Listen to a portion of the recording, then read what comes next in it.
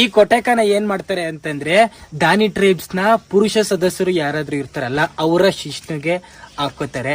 ಯಾಕೆ ಹಾಕೋತಾರೆ, ಏನಕ್ಕೆ ಹಾಕೋತಾರೆ ಅದು ನನಗೆ ಗೊತ್ತಿಲ್ಲ. ಆದ್ರೆ ಇದು ದಾನಿ ಟ್ರೈಬ್ಸ್ ಗಳ ಪುರುಷರ ಟ್ರೆಡಿಷನಲ್ ಡ್ರೆಸ್ ಇದೆ.